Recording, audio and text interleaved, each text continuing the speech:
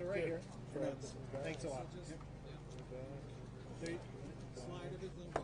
okay, thanks. All right, so we're here again at the Sacramento District Attorney's Office where we're getting an update on the East Area Rapist. He's also known as the Golden State Killer. This has been a situation that's plagued the California coastline since 1970, and they believe that they've made an arrest in the case. We have an update. There is a man behind bars, but we have not confirmed yet that the man that's behind bars is indeed the East Area Rapist, and we're waiting on that update now. Here's DA Anne-Marie Schubert. For those of you that don't know, my name is Anne-Marie Schubert. I'm the District Attorney of Sacramento County. Before I start, I'd like to just do some introductions on who is here today. We have, in addition to myself, Sacramento Sheriff Scott Jones, Ventura County District Attorney Greg Totten, Orange County District Attorney Tony Rakakis, Contra Costa County District Attorney Dinah Becton, Alameda County District Attorney Nancy O'Malley, Sacramento FBI Special Agent in Charge Sean Regan, United States Attorney for the Northern District McGregor Scott, Assemblyman Jim Cooper, Bruce Harrington, the brother of Keith Harrington, Irvine Police Department Chief Mike Hamill, and our Crime Lab Director Chip Pollock. Let me first by saying this. The answer has always been in Sacramento. For over 40 years, countless victims have waited for justice. Over these years, hundreds of individuals have sought justice for these victims and their families. Many have dedicated their virtual entire professions to seeking this answer. For many of us, it was more than a professional commitment. It became personal for many of us. For me, here in Sacramento County, in June of 1976, I was 12. I grew up in the East Area of Sacramento, near the cluster of where these crimes began. My sisters ranged from 10 to 16 at the time. As I have said many times over the last 18 years, at least for me, for us here in Sacramento, it was a time of innocence in 1976. No one locked their doors. Kids rode their bikes to school. Parents let their children play outside. The only thing we were told as a family was you just needed to be home before dark. We did not have things like cell phones or social media. And then for all of us here in this community that lived in this community during this time, it all changed. For anyone that lived here in this community, here in Sacramento, the memories are very vivid. You can ask anyone that grew up here. Everyone has a story. But it must be remembered that it was not just Sacramento, that this case deeply affected this entire state. And then in June of 2016, at the 40th anniversary for the beginning of this series, The East Area Rapist, a press conference was held here in Sacramento, hosted by the Sacramento County Sheriff's Department and the FBI, attended by many agencies across California that have dedicated their careers and professions to coming to some kind of answer. The message was clear in 2016. The magnitude of this case demanded that it be solved. There were upwards of 50 rapes, 12 murders, crimes that spanned 10 years across at least 10 different counties, northern, central, and southern California. And it was that day in June of 2016 that we, in public safety, reiterated our commitment to the victims and to justice. In this case, the East Area Rapist, the Golden State Killer. And it was that day that we embarked upon what I call our journey for justice. A journey by people across borders, across all professions, police officers, FBI agents, crime lab employees, victim advocates, prosecutors, community leaders, elected officials, all with one mission: to find the answer, to give victims a voice, and ultimately to identify this person and bring him to justice. We brought teams together not long after that press conference. We dedicated more resources, more people, and we created what I have called Team Justice, an incredible collaboration of individuals with one mission. There are things about that journey and that commitment that each of us knew. The answer was and always was going to be in the DNA. We knew we could and should solve it using the most innovative DNA technology available at this time. We all knew that it would take passion. We all knew that it would take persistence. Last Wednesday at 8:15 in the evening, I received an email from the daughter of Sherry Domingo, who was murdered in Southern California. Her name is Debbie. She was 15 at the time. Last Wednesday, she emailed, in essence, I'm going to paraphrase, "Hi, Anne Marie. I thought the editing for the recent documentary was good." She quoted from the show, quote, "This case was solved because of sheer persistence." She would say, "I have those words posted in a few places in my home and my workplace, so I can see them at various times throughout the day. Thank you for that persistence. I have faith." We all knew, as part of this team, that we were looking for a needle in a haystack. But we also all knew that the needle was there. In the last 6 days, and I emphasize the last 6 days, that passion, that persistence, and the knowledge finally came to an answer in this building behind us here, our crime lab. Crime lab employees, DNA analysts who worked tirelessly in the last few days to provide that answer. Yesterday, an arrest warrant was issued, a complaint was filed, charging that individual with 2 counts of murder with special circumstances for the murder of Brian and Katie Maggiore here in Sacramento in February 1978. It is fitting that today is National DNA Day. We found the needle in the haystack, and it was right here in Sacramento.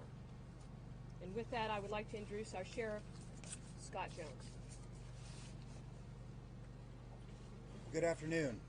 Before I talk a little bit about this case, I'd like to make just a couple preliminary comments. When I became sheriff in Sacramento in 2010, there were very few outstanding cases that drew the passion and the interest and the dogged determination to solve as the East Area Rapist. The sheriff that I took over from, Sheriff John McGinnis, who's here with us today, told me about the importance of it. And I don't know that I fully appreciated it at that time, but I can tell you that without exception, weekly, sometimes more, I get telephone calls or emails to this day from former employees, former detectives, community members from all over this country that believe that they know or at least have some information on who the East Area Rapist was. I committed then to do everything that I could to solve it, and had a lot of conversations early on with District Attorney Schubert about how we could do it. And those discussions really touched the passion of both of us to solve this case. Both of us committed the best and the brightest, our hand-picked folks, to oversee the resolution of this case, and gave virtually unlimited resources and freedom to pursue whatever leads in technology currently existed. So I can tell you that over the last few days, as information started to point towards this individual, we started some surveillance. We were able to get some discarded DNA, and we were able to confirm what we thought we already knew, that we had our man. And yesterday afternoon, in a perfectly executed arrest, my detectives arrested James Joseph DeAngelo, 72 years old, living in Citrus Heights. I can tell you that although it was DNA ultimately that led us down the right road, there were a lot of places that road could have led.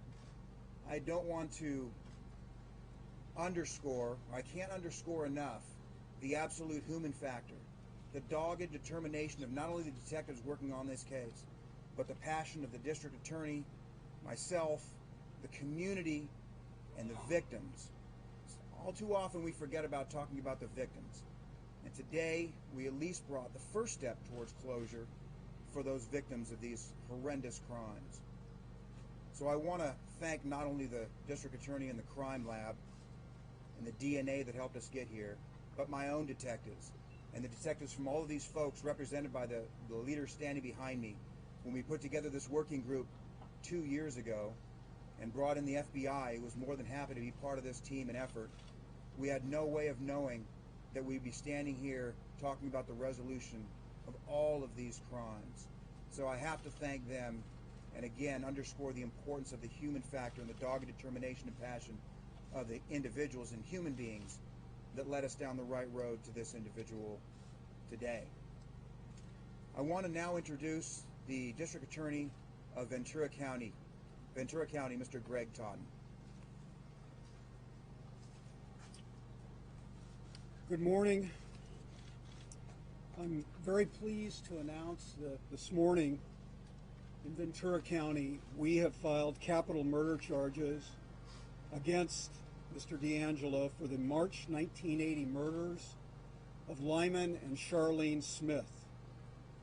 Our complaint alleges 2 counts of first-degree murder with 3 special circumstances, namely multiple murders, murder during the commission of a rape, and murder during the commission of a burglary. Now, while this filing is just the beginning of the prosecution of Mr. DeAngelo, it is the culmination of a decades-long, unrelenting investigation that's singularly focused on bringing this rapist and killer to justice. The arrest and charging of DeAngelo, frankly, would not have been possible without the visionary and innovative leadership of my friend, Sacramento District Attorney Anne Marie Schubert. And I want to thank her for doing such a wonderful job in this effort. She had the foresight to put together a statewide task force of, as the sheriff mentioned, some of the best and brightest law enforcement professionals in the country.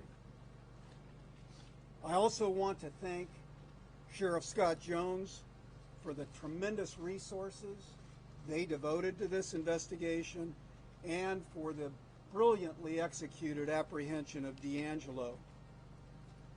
I also want to thank my own Sheriff's Department for their great work in the crime lab and in the investigation, as well as the Ventura Police Department, which was the original investigating agency of the Lyman and Charlene Smith murder.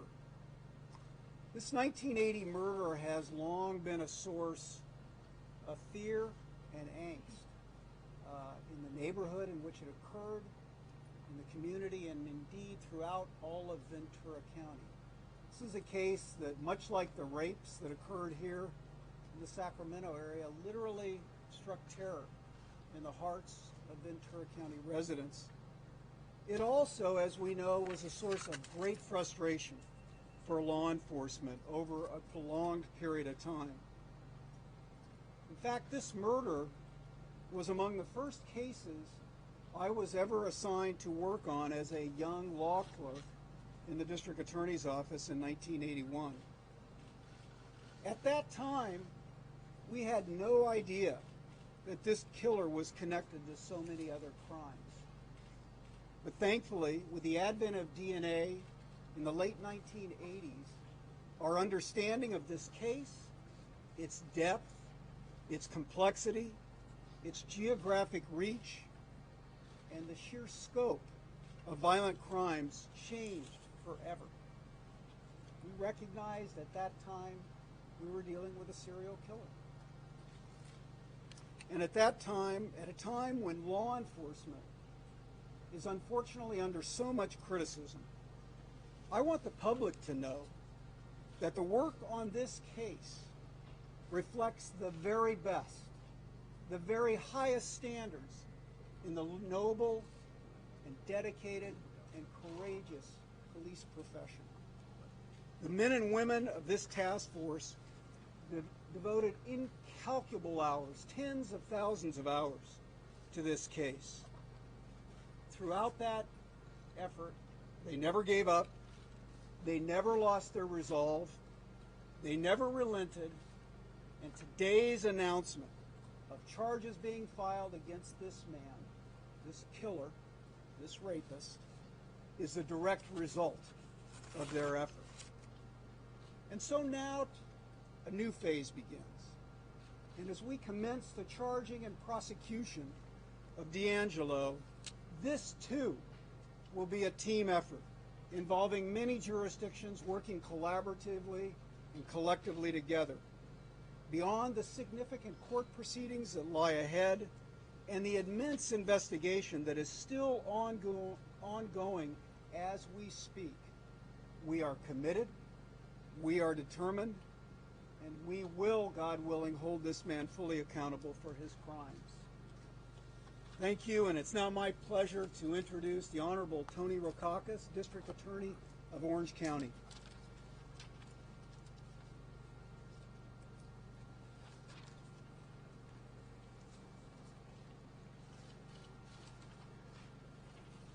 Joseph James DeAngelo has been called a lot of things by law enforcement. He's been called the East Side Rapist. He's been called the Visalia Ransacker, the original Night Stalker, and the Golden State Killer. Today, it's our pleasure to call him defendant.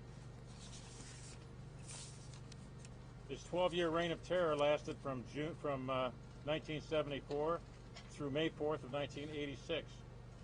He started with ransacking, sexual assaults, rape, moved down the state from Sacramento County and ending in Orange County. From 1980 to 1986, when he was committing his murders in Orange County, I was a member of the Orange County District Attorney's homicide panel and aware of these unsolved cases and just hoping and wishing that someday we would be able to find out who this killer was. The quest to solve this case was, of course, very personal to Mr. Bruce Harrington. His brother and sister-in-law were murdered in the most god-awful way. And he worked with the Orange County District Attorney's Office and other offices to write and support an initiative that later became Proposition 69. And Prop 69 was a proposition that was turned into law, and it was a proposition that required everybody arrested for a felony in this state and some misdemeanors to give a DNA sample. And it very, very substantially increased the DNA database of California. In Orange County, still keeping this case in mind, by the way, that case was a strong incentive to work on developing this database, the California State Database, which now has about 2 million profiles in the database.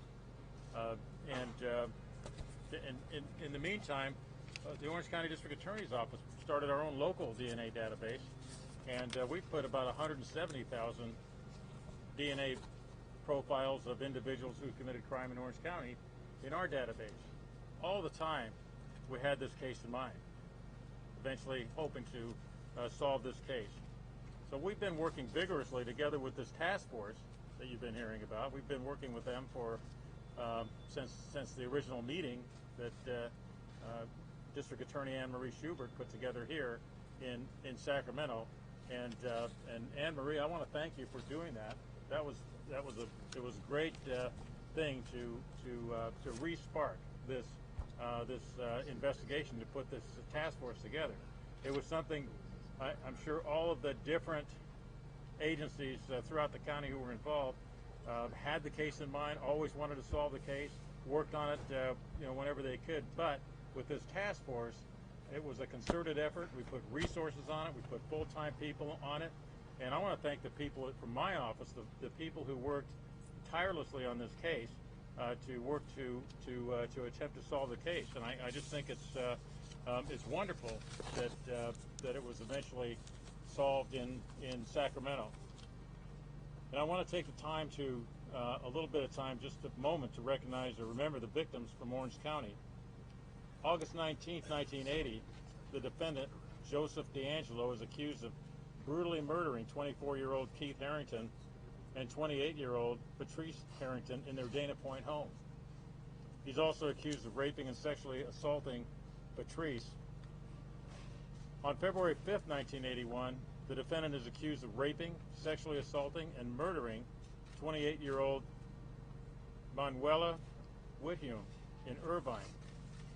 3 months later, years later, on May 4th, 1986, DeAngelo is accused of raping, sexually assaulting, and murdering 18-year-old Janelle Cruz in her home. We've always believed, at least for many years, that this case would begin and end with DNA. This defendant's been able to live free in a nice suburb in Sacramento. Our team is going to work hard to make sure that he never gets out. We're going to be working together to make determinations about what the team's going to be that tries him, where he's going to be tried, and so forth. All of those things are going to be answered in a short time. One other note. In 2016, myself, my office, worked very hard with Ventura County District Attorney Greg Totten and with Sacramento County District Attorney Anne Marie Schubert to keep and to reform the death penalty. And that was a successful effort. It was a hard effort, but it was a successful effort. So now, as we proceed forward with this case, that remains a relevant effort. So I just want to say that finally, after all of these years, the haunting question of who committed these terrible crimes has been put to rest.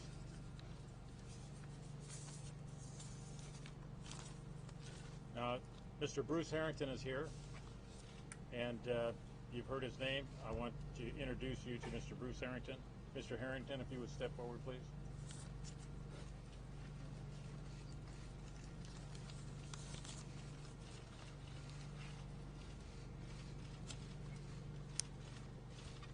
"51 rapes and 12 murders.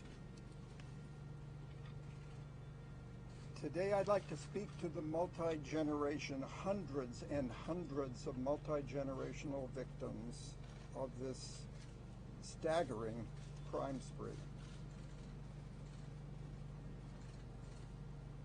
It is time for all victims to grieve and to take measure one last time, to bring closure to the anguish that we've all suffered for the last 40 some odd years. It is time for the victims to begin to heal, so long overdue. For law enforcement, bravo. Bravo, bravo. Their tenacity, their patience, their unrelenting focus. A shout out for Tony Rackauckus, for Steve Cooley, for Lisa Kahn, Marie Schubert, Jan Scully, Larry Poole. The names go on, and we've known many, many of them over the years. Today is also a reaffirmation of the power and the public safety that's associated with forensic DNA technology. I began my quest in the mid-90s when DNA finally came of force into the world of forensic science. My brother and his wife were killed in '80. So it was 15 years until we finally heard that there was a DNA sample taken from our crime scene. And as the years rolled on, there were other DNA samples that became common to one unknown perpetrator.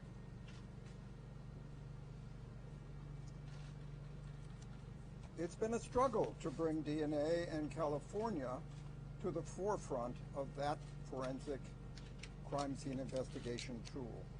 Surprisingly, when I looked at the situation in the late 90s, California was a laggard. Virginia, Florida, some of the other more progressive states on the East Coast were light years ahead of California. I spent time in Sacramento in the early 2000s, appearing before Assembly and Senate Public Safety Committees, pleading that they embrace the power of DNA. And frankly, I ran into a buzzsaw of opposition.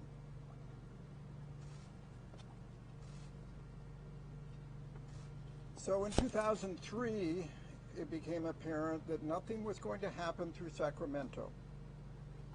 Senator Burton, on the Senate Public Safety Committee, my nemesis, I shamed you then and I shame you now. You were wrong.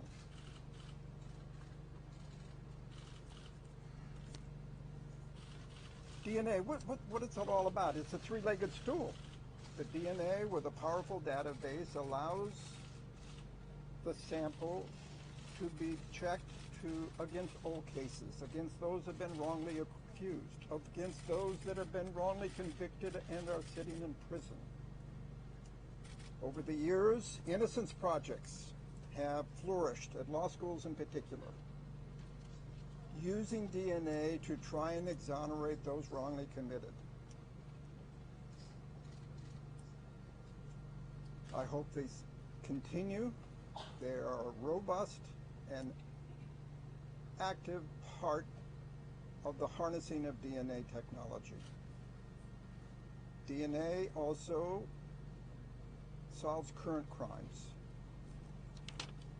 This isn't a current crime, that's an old crime, but it's finally solved by DNA. DNA also looks out and cuts down on future crime by using that database to exonerate those that have been wrongly suspicioned and otherwise allow current crimes and to be solved efficiently. I end with a plea to the voters because we are back circulating another petition this year, right now. Go out to your Walmart, go out to your markets, and you'll find people gathering signatures. There is a Keep California Safe proposition, just like there was the DNA Prop 69 petition back in 2004. But here we now in spring and summer of 18, filing another petition to build up, to improve, to build upon and create an even more robust DNA database in California. We need signatures. We need 500,000 signatures by mid-June. It'll be on the November ballot. Vote for it. And you're going to ask yourself, why is it that we're having to circulate a signature petition again? And I would tell you, the Burton acolytes that are still controlling the public safety committees in the Assembly and the Senate again have disappointed their job and made a mockery of the name of their committee, the Public Safety Committee. So vote for that proposition. And again, to the entire reservoir of victims out there, my sadness is with you. For the 51 ladies who were brutally raped in this crime scene, sleep better tonight. He isn't coming through the window. He's now in jail, and he's history. Thank you.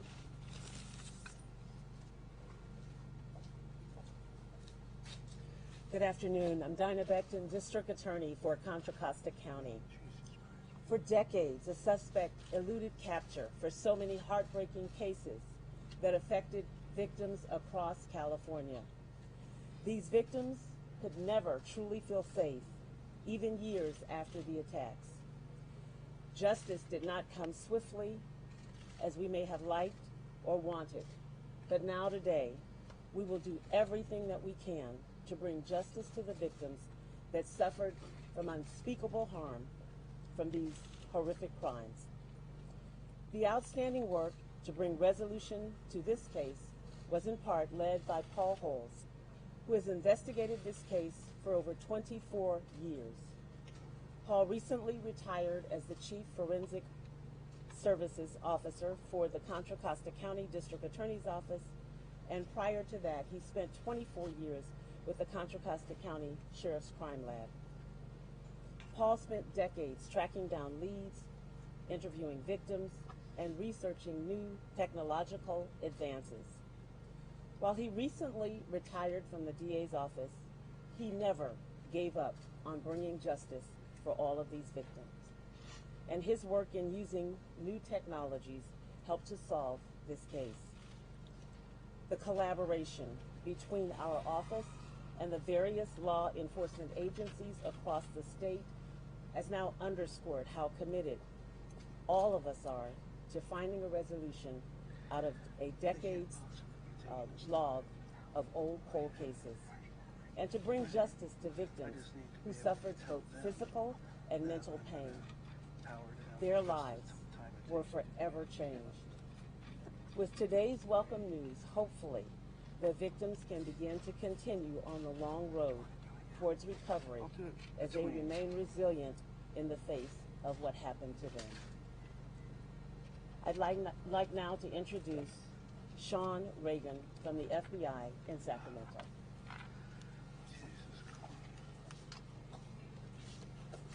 Good afternoon, everybody.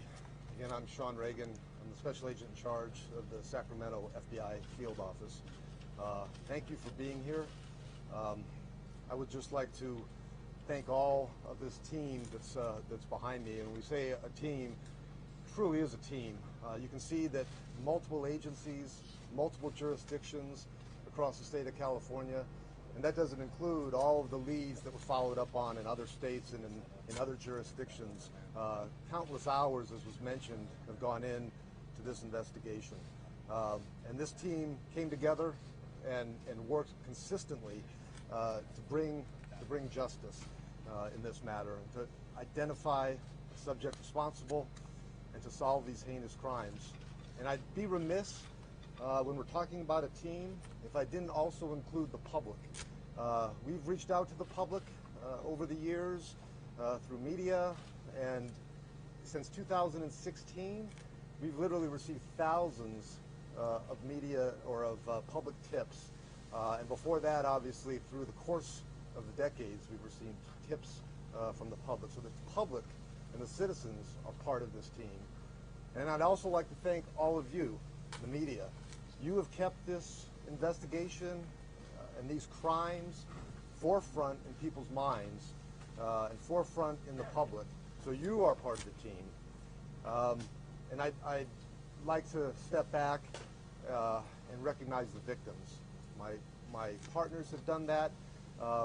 We all came together obviously to bring justice in this case and to solve the crimes, but we came together to bring solace to the victims and to bring some resolution and relief.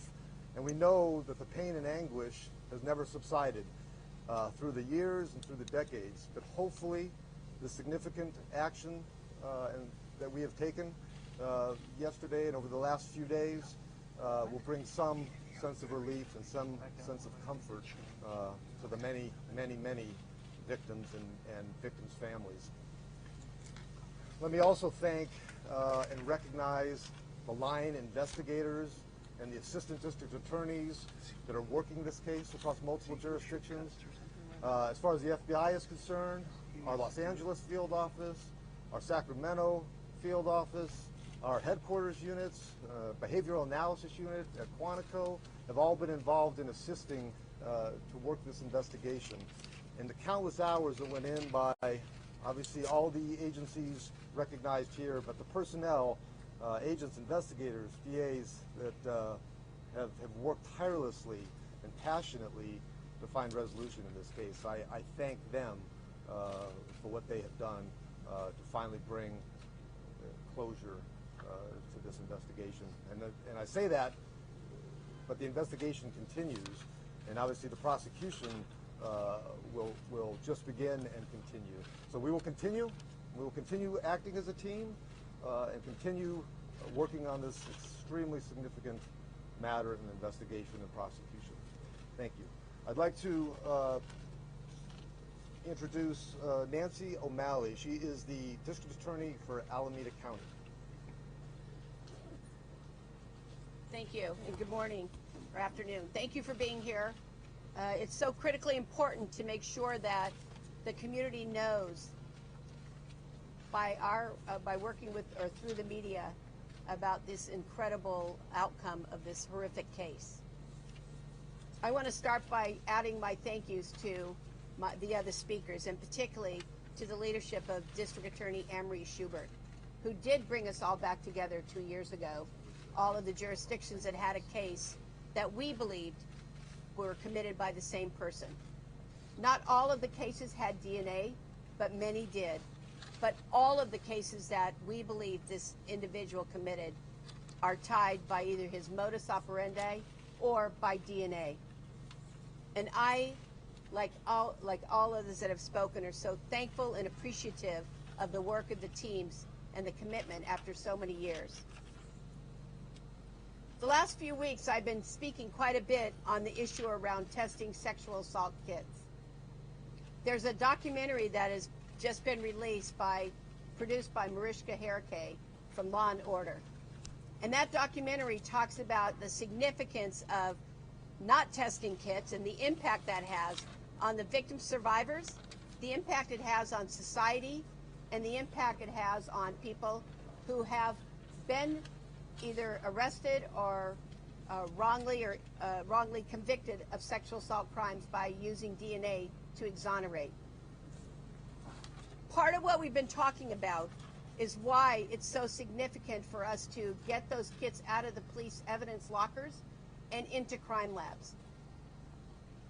In 1978, in April, a woman and her partner were asleep. They woke up to this defendant standing over them with a gun. He raped, robbed, and followed the same MO that he had done so many times before. That case occurred in Fremont, California, part of Alameda County. But that was not the beginning for me of this individual, this defendant. In 1977, when I was in college, I became a volunteer at a rape crisis center in Contra Costa County.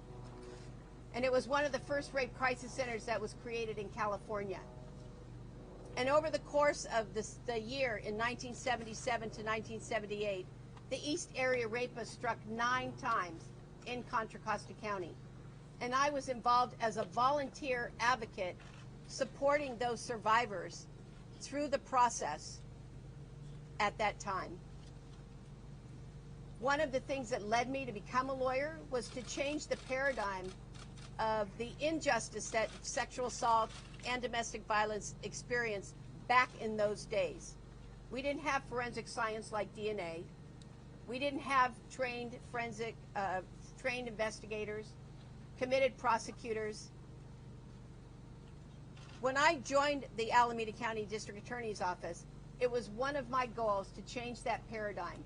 And I've worked tirelessly since that time through legislation, through building programs, and all of the things that we see now. So I am particularly thankful and particularly proud to be part of this working group, to have been there in the beginning when I sat with survivors who had been assaulted by this guy, to now when we can witness him being held accountable for the crimes that he committed. There's other legislation. We've been passing legislation for some time around DNA collection, testing of sexual assault kits. And in 2015, then Assemblywoman Nancy Skinner, now Senator Skinner, carried legislation that I sponsored to have those rape kits taken out of the police evidence room and brought into a crime lab to be tested. That was followed up by a lot of advocacy at the national level. And so now there's over $179 million from the federal government for law enforcement to be able to have those kits tested. And this case is one example of so many, but a very stark example of why it's important to have those kits taken to the crime lab and tested. Senator Connie Leyva right now is carrying a bill that I'm proud to sponsor that will require those kits to be taken out of the evidence rooms and brought into a crime lab. What we see is more than 40%, and in some cases higher than that, of a DNA profile that's taken from a forensic sexual assault kit. And those DNA profiles are being matched against the database that we just heard about. And those crimes are being solved. Not just sexual assault crimes, but murder crimes like this. SB 1449 is on its way through the legislative process. And we hope and we ask the community to step up and have their voices heard, that this is critical legislation to get us to a place where we can bring justice to those victims that have suffered this crime in such a horrific way. We have brought justice to the victims and to their families, in this case, through this arrest, and ultimately through the prosecution. Justice was delayed in this case from 1975 to 1986, but we are here now, and the prosecution of this defendant will occur. Thank you for being here, and I believe that, I'm going to turn over to you. Thank you. Hello everyone, I'm Sergeant Sean Hampton, the spokesman for the Sacramento County Sheriff's Department. Right now, Sheriff Jones and District Attorney Anne Marie Schubert will be answering questions. I understand there's a lot of questions. Please be patient. There's no way we will get to them all, but we will do our best.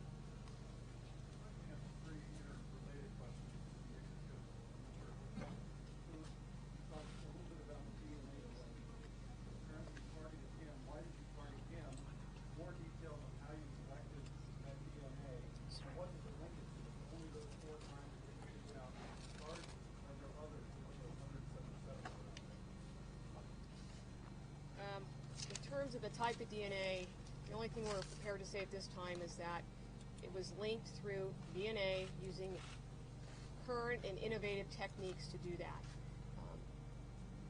As for the other crimes that we know in California, as your list that you've been handed, there's many of them that match by DNA. It is the same DNA as those that have been charged in the Ventura case, as Mr. Totten mentioned. But those that they just haven't been charged yet. We just haven't gone to that point. This has happened at a very lightning speed, is what I would say. I'm simply going to say he was identified through DNA technology. Can you corroborate that there was a tip that came in to either the FBI or one of your offices last week? No, that's not correct. It's not correct. No. Sheriff, can you talk about the arrest? Sorry. Describe how that went down. You said it was a perfect situation. It was. I can tell you, and obviously I'm going to have to be a bit circumspect because this is still a very active investigation. I mean, as we speak, there are warrants being served and interviews being conducted. But what I can tell you is this has all happened in a very rapid last few days, a very compact period of time. During that time, we were able to surveil him. We got a feel for some of his activities or lack thereof, got kind of some information regarding his routines. We got some information relative to what he might do if confronted or apprehended based on the information we were able to glean from that surveillance. So we developed a plan to wait for him to come out of his residence rather than trying to approach him in the residence or when he's out and about in a vehicle. And so when he came out of his residence, we had a team in place that was able to take him into custody. He was very surprised by that. It looked as though he might have been searching his mind to execute a particular plan he may have had in mind. Obviously speculation on my part, but he was not given the opportunity. It happened almost instantaneously, and he was taken into custody without incident at all. Sergio. So many crimes. Looking back, what was it about his MO that allowed him to avoid law enforcement for as long as he did? Well, I can't speak to that specifically, but I can say generally, until we got a working group together and were able to associate our East Area rapist with someone else's Golden State Killer, until we were able to collaborate and really start looking at the MOs, the manner in which he carried out his crimes, and see the linkages between the crimes and the DNA that tied many of them together. That was a real breaking point for us and allowed us to not only get more manpower and more brain power on this case, but allowed us to get more clues and follow up on more leads. In the back. Did he use a hammer and dog repellent in his crimes? It said that he was fired from Auburn PD for shoplifting that. Can you add to that in any way? Well, I can confirm that that's the information we have at the moment. Now, obviously, part of our ongoing investigation is to kind of work backwards to try and fill in a lot of the gaps that we have about his life from then, well, actually from before then to now. We're aware of the same information that you just described. So we're obviously going to be looking in to see whether a hammer or a dog repellent played into any of the attacks. But it's, again, just to reiterate, it's all very, very swift, and those details will be investigated and meted out in the coming days and weeks.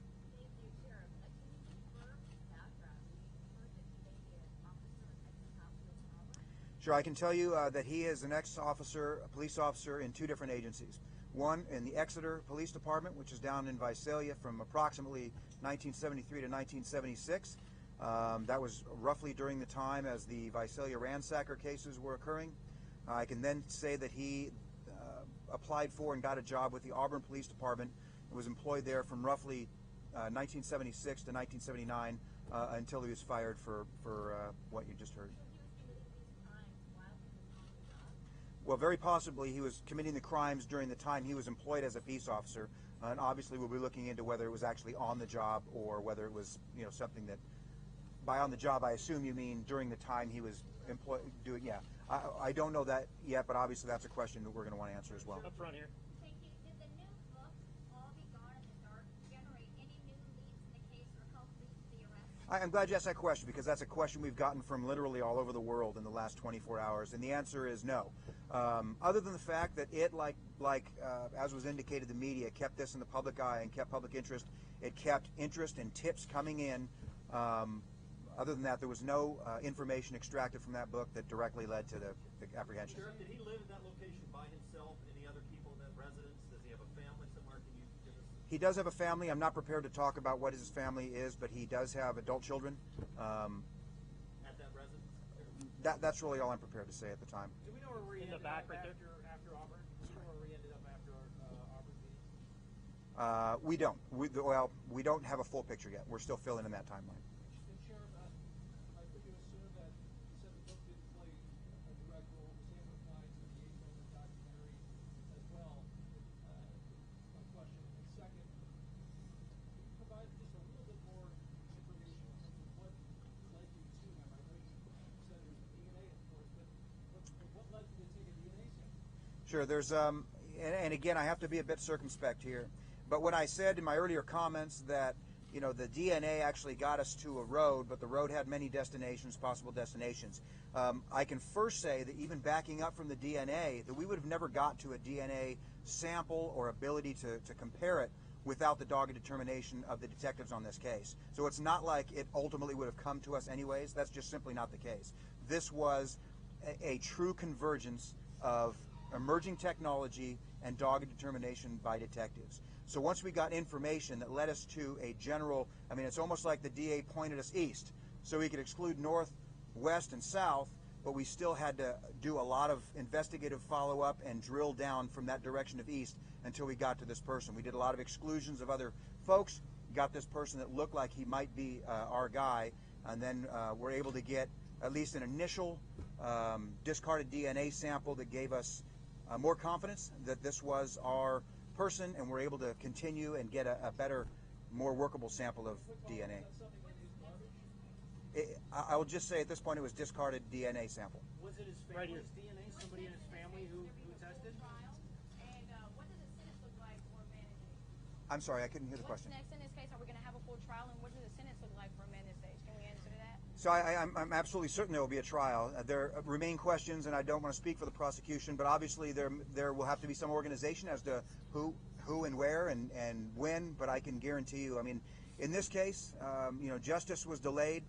It wasn't swift, but I can assure you it will be sure. Let me just say something in terms of the prosecution. There are many jurisdictions involved. I think I mentioned there's 10 counties, and so, sorry, Bob. So those decisions are going to be made in the immediate future. This right now, as I said before, this has occurred in the last 6 days, and so we have to take time and do it right and get together and meet in the best method, as District Attorney Rackauckus said. So that will take some time. Yes, sir. Had his name ever come up before last week in any of these investigations, to your knowledge? The answer is no. You talked about the last 6 days. What is it that happened 6 days ago that really turned the tide in this investigation? I think the sheriff mentioned that a sample was collected from him, abandoned sample, so that's what ultimately changed the tide. And I will say this, because everybody's got questions about the DNA. The answer of your questions is going to come out in a timely fashion, but this case is still active. And so, you know, as much as you want to know, and I understand it, we can't answer the specifics on the exact type of technology, but that will come out. All right, one more question over here.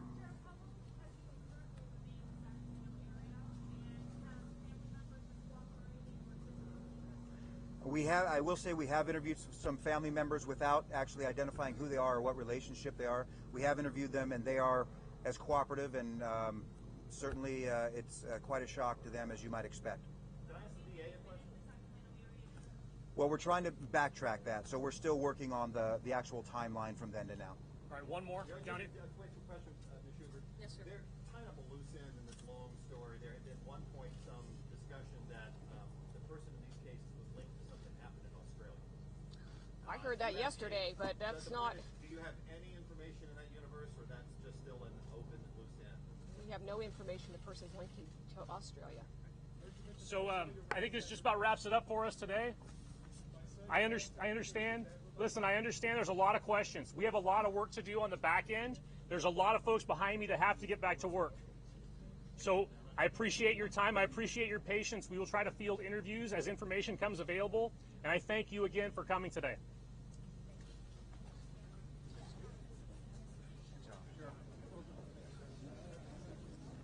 Sure.